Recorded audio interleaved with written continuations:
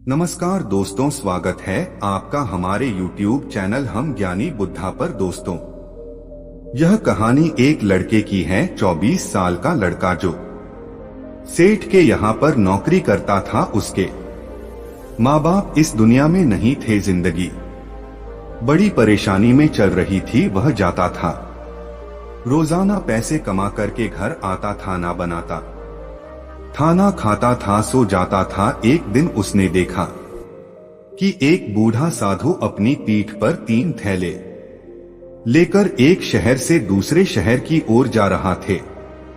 वह काफी बूढ़े भी थे और काफी देर से वह यूं ही चल रहे थे और आखिरकार कुछ दूर और चलने के बाद वह चलते चलते थककर एक पेड़ के नीचे बैठ गए। तभी उनकी नजर एक नौजवान युवक पर पड़ी जो उसी रास्ते से जा रहा था और वह भी उसी दिशा में जा रहा था जिस दिशा में उन बूढ़े साधु को जाना था।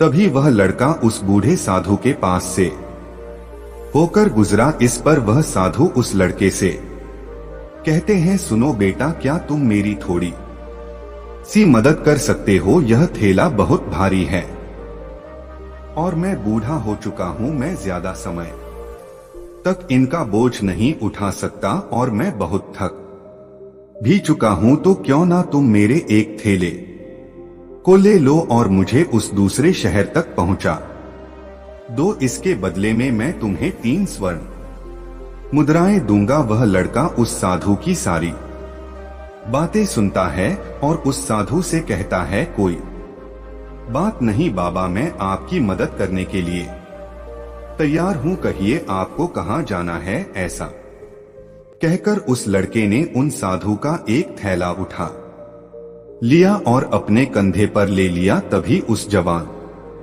लड़के को यह एहसास हुआ कि यह थैला तो सचमुच बहुत भारी है। वह लड़का और साधु दोनों रास्ते में आगे की ओर बढ़ते चले। कुछ दूर आगे चलने के बाद देखते ही देखते वह शहर खत्म होने लगा और अब एक सुनसान रास्ता आगे की ओर जा रहा था। वे दोनों अपने मार्ग में मस्त होकर आगे की ओर बढ़ रहे थे।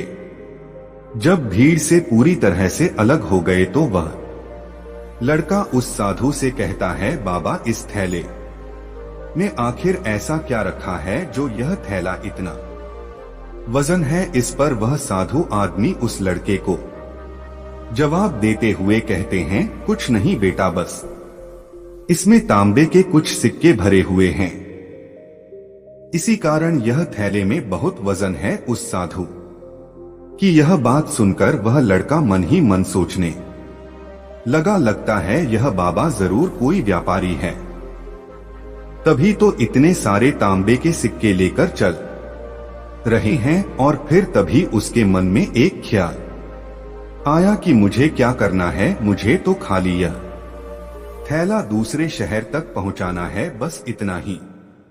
जैसे ही उसके मन में यह ख्याल आया, उसने तांबे के सिक्कों का वह ख्याल मन से निकाल दिया और अपनी धुन में मस्त होकर वह आगे की ओर चलने लगा। चलते चलते कुछ और समय बीता और वे दोनों एक नदी के किनारे जा पहुंचे। वह लड़का हट्टा कट्टा था और काफी चुस्त और तंदुरुस्त भी था, इसलिए वह बिना सोचे समझे उस नदी में उतर जाता है। किंतु वह साधु अब भी किनारे पर ही खड़े थे। इस पर वह लड़का उन साधु से कहता है, क्या हुआ बाबा, चलिए आइए, हमें यह नदी पार करनी होगी, तभी तो हम उस शहर तक पहुंच पाएंगे। इस पर वह साधु उस लड़के से कहते हैं, मैं जानता हूं बेटा कि हमें यह नदी पार करनी होगी, लेकिन जैसा कि तुम जानते हो मैं अब बूढ़ा हो चुका हूं और 2-2 थैले लेकर मैं यह नदी पार नहीं कर सकता। कहीं मेरा पांव फिसल गया तो क्या होगा? क्या तुम मेरा एक और थैला ले सकते हो?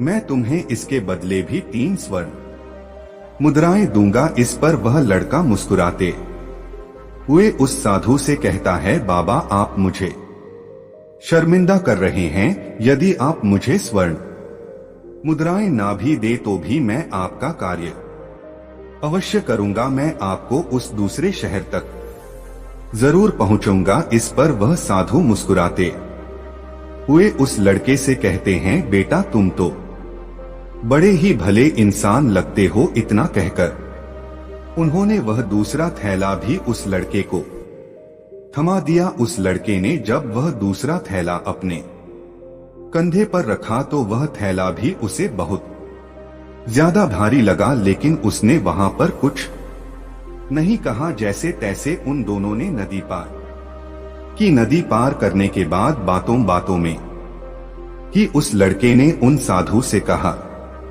बाबा आखिर इस दूसरे थैले में क्या है? यह थैले में भी बहुत वजन है। इस पर वह साधु उस लड़के को जवाब देते हुए कहते हैं, बेटा इसमें चांदी के सिक्के हैं, इसी कारण यह थैले में भी बहुत वजन है। उस साधु की यह सारी बातें सुनकर अब उस लड़के का दिमाग तेजी से काम करने लगा था। वह यह सोच रहा था कि एक थैले में तांबे के सिक्के हैं और दूसरे में चांदी के। ऐसा प्रतीत होता है मानो यह साधु बाबा कहीं दूर से आ रहे हैं और उन्होंने अपनी सारी जमीन जायदाद बेचकर यह सारे सिक्के इकट्ठे किए हैं, तभी तो वह इतना धन लेकर चल रहे हैं। लेकिन वह लड़का उन साधु से कुछ नहीं कहता और वे दोनों चुपचाप मार्ग में आगे की ओर बढ़ते चले जाते हैं। कुछ दूर आगे बढ़ने के बाद एक बार फिर एक सुनसान राह आती है। उस सुनसान रास्ते को देखते ही उस लड़के के मन में तरह तरह के विचार उत्पन्न होने लगे। वह यह सोचने लगा, अरे यह तो सुनसान जगह है, अगर मैं यह सिक्के लेकर यहाँ से भाग जाऊं तो यह साधु मुझे कब तक दौड़ आएंगे? मुझे नहीं लगता कि मुझे कभी पकड़ पाएंगे और यहाँ पर कोई है भी नहीं जो इनकी मदद कर पाए। और वैसे भी यह बहुत सारे सिक्के हैं, मैं इनसे एक अच्छी दुकान खरीद सकता हूँ, अपना नया व्यापार शुरू कर सकता हूँ। और वैसे भी यह बूढ़ा साधु अब इन पैसों का क्या करेगा? इससे अच्छा तो मैं ही इन्हें रख लेता हूँ। वह लड़का यह सब बारे में सोच ही रहा था, तभी अचानक उसे खुद पर आश्चर्य हुआ। अरे मैं यह क्या सोच रहा हूँ? यह साधु बाबा ना जाने कहां से आ रहे हैं और क्या करके इन्होंने इतने सारे पैसे इकट्ठा किए होंगे। मुझे इनका फायदा नहीं उठाना चाहिए। नहीं, मुझे ऐसा नहीं करना चाहिए। उसने कुछ देर के लिए तो अपने मन के विचारों को काबू कर लिया, लेकिन कुछ देर बाद उसके मन के विचार उस पर देखते ही देखते हावी होने लगे। वह लड़का दो थैले लेकर उन साधु के पीछे पीछे चल रहा था और कुछ दूर आगे चलने के बाद एक पहाड़ी आई। इस पर वह साधु बाबा उस लड़के से कहते हैं, बेटा यह पहाड़ी में नहीं चढ़ पाऊंगा, मैं काफी बूढ़ा हो चुका हूँ और मेरे घुटनों में भी दर्द रहता है।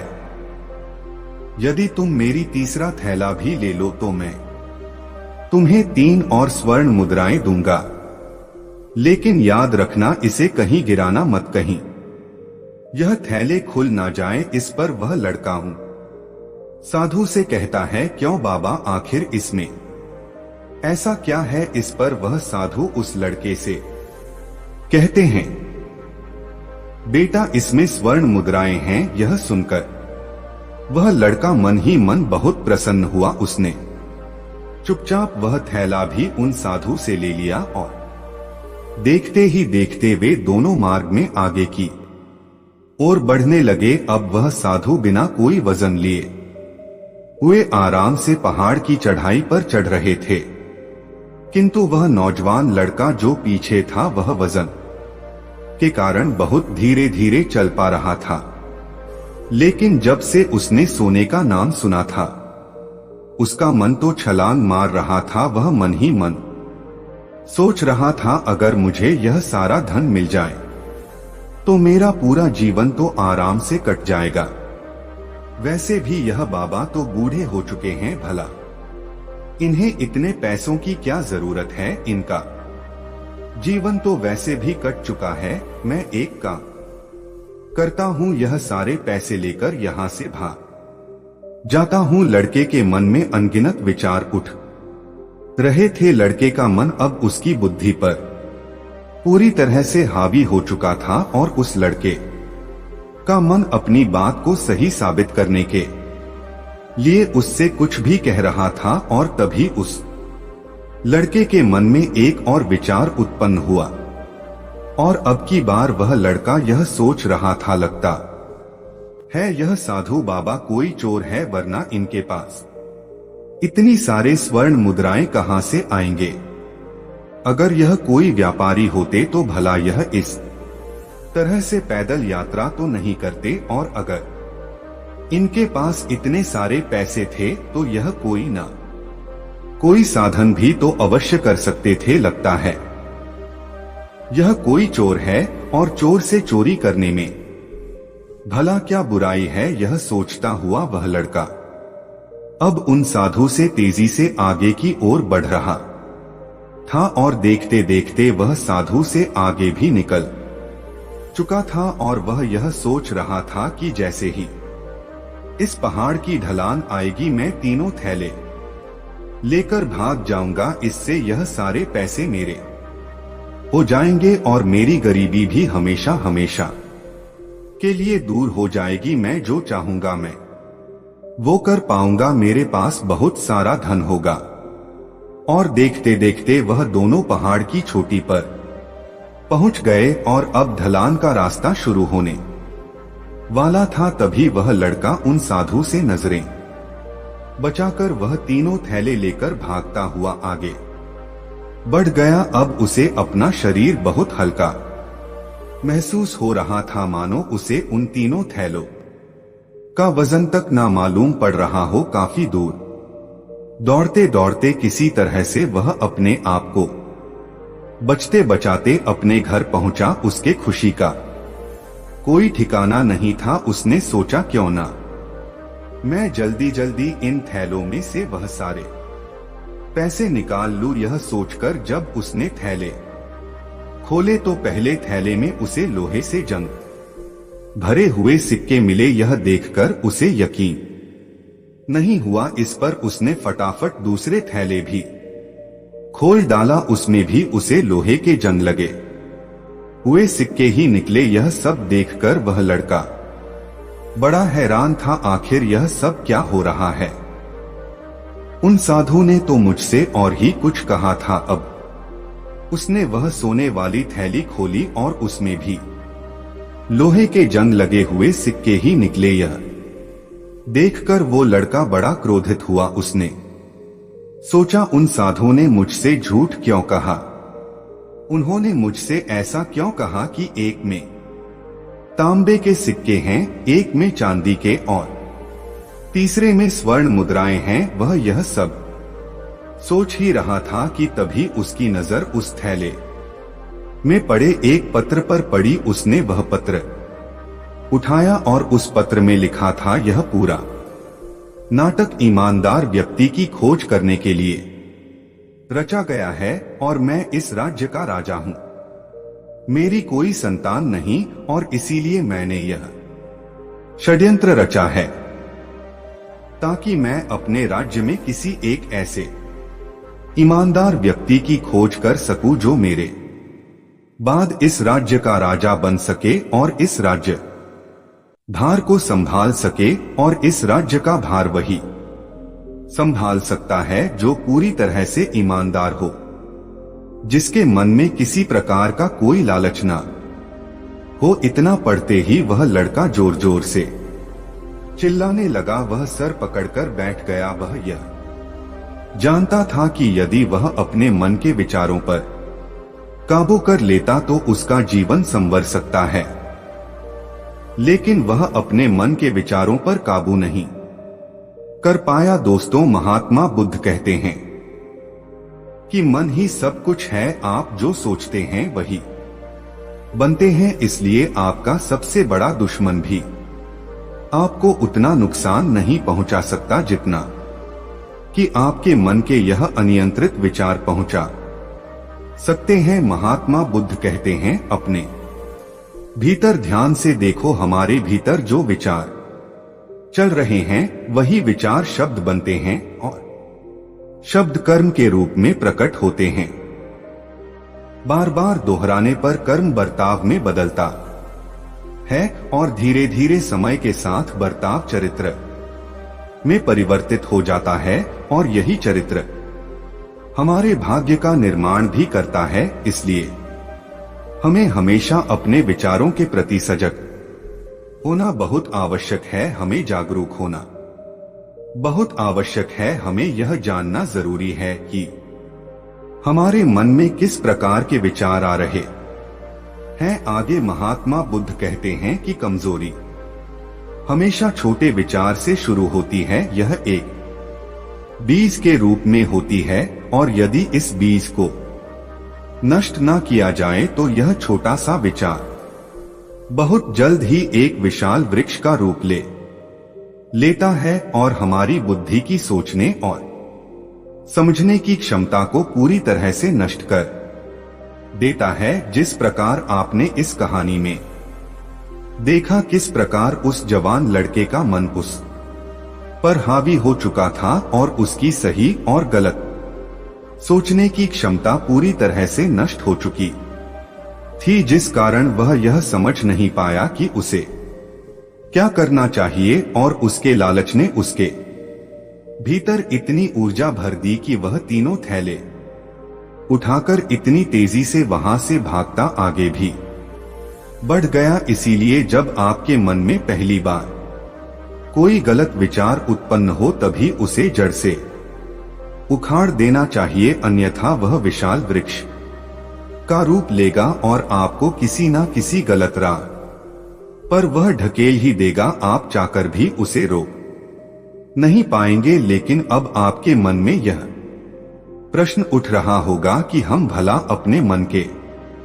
विचारों को कैसे नियंत्रित करें। हमारा मन तो इतना चंचल है, वह इतना शक्तिशाली है कि वह हम पर हावी हो ही जाता है। हम चाहकर भी उस पर नियंत्रण नहीं कर पाते। इसका जवाब में महात्मा बुद्ध हमें दो बातें समझाते हैं। पहली बात, सही इरादा विकसित करो। कई बार आपने देखा होगा कि आपके मन में कुछ और होता है किंतु आप कहते कुछ और है, क्योंकि आपके मन के भीतर जो कुछ बसा है वही आपके मुख से बाहर भी निकल रहा है। लेकिन जब हमसे वह गलती हो जाती है तो उसके बाद हमारा मस्तिष्क अच्छी तरह से काम करना शुरू कर देता है। हमारे सोचने और समझने की क्षमता एक बार फिर से जागृत हो जाती है और ऐसी अवस्था में हमें यह एहसास होता है कि हमसे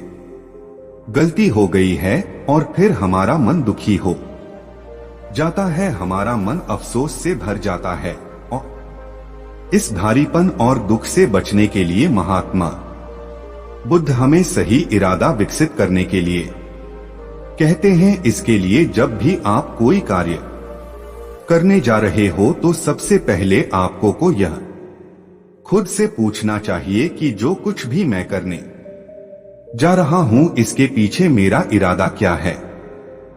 क्या मैं दूसरों को दुख पहुंचाना चाहता हूं या दूसरों को नीचा दिखाने जा रहा हूं, या मुझे खुद को ऊपर उठाना है। खुद से सवाल कीजिए, खुद को जागृत कीजिए। जब आप इरादों के प्रति सचेत होने लगेंगे, जब आप विचारों के प्रति सजग होने लगेंगे, तभी आपके भीतर सकारात्मक ऊर्जा का प्रवाह होगा। तभी आप सकारात्मक इरादों से जुड़ने लगेंगे और आपके मन के भीतर बसी वह नकारात्मक ऊर्जा और नकारात्मक इरादे दिन ब दिन कम होने लगेंगे। परंतु याद रहे, आपको यह हर रोज करना होगा और आपको यह हमेशा ध्यान रखना होगा कि आपको केवल अच्छा सोचना है। आपके इरादे हमेशा अच्छे होने चाहिए, तभी आप दुख और तकलीफों से बच सकते हैं। अन्यथा आप इसी तरह से दुख और तकलीफों में घिरे ही रहेंगे और आप कभी इससे निकल नहीं पाएंगे। दूसरी बात, मन के प्रति सजगता विकसित करो, जिससे आपका मन देखता देखते शांत होगा और आपके मन के भीतर बसी हुई वह नकारात्मक ऊर्जा, नकारात्मक विचार खत्म होने लगेंगे और आप शांति की ओर आगे बढ़ेंगे। और आपको इसके लिए बस इतना ही करना है कि इस पल में जो कुछ भी हो रहा है, आपकी आंखों के सामने, आपके भीतर जो कुछ भी जैसा भी चल रहा है, बस उसे देखते रहना है। अपने मन के अच्छे बुरे विचार, अपनी भावनाएं और अपनी यादों पर बिना प्रतिक्रिया दिए उन्हें केवल देखते रहना है, जिससे आप मन के सारे विचार देखते ही देखते खत्म होने लगेंगे। आपका मन खाली होने लगेगा और आप नकारात्मक विचारों से ना सोच से बच सकते हैं और आप इन दुख और तकलीफों से भी दूर रह सकते हैं। इसीलिए महात्मा बुद्ध कहते हैं, जो स्वयं को देखता है वही सबसे बड़ा तपस्वी है, अर्थात जो अपने मन में चल रहे उन विचारों को बिना प्रतिक्रिया दिए हुए केवल देखता है और उन पर कोई भी प्रतिक्रिया नहीं करता, बस उन्हें देखता और समझता है। वास्तविकता में वही मन पर नियंत्रण भी कर सकता है और वही अपना जीवन सुखी और खुशहाली तौर पर जी सकता है। इसलिए यदि आप भी अपने जीवन को सुखी और खुशहाल बनाना चाहते हैं, तो आपको सबसे पहले अपने मन पर नियंत्रण साधना ही होगा, अपने मन को खाली करना ही होगा, अपने मन के विचारों के प्रति आपको सजग होना ही होगा। दोस्तों, उम्मीद करता हूं कि आपको यह कहानी पसंद आई होगी। ऐसी ही और कहानी सुनने के लिए हमारे चैनल हम ज्ञानी बुद्धा को सब्सक्राइब करें। मिलते हैं फिर किसी नई कहानी के साथ, तब तक अपना ख्याल रखें। नमस्कार।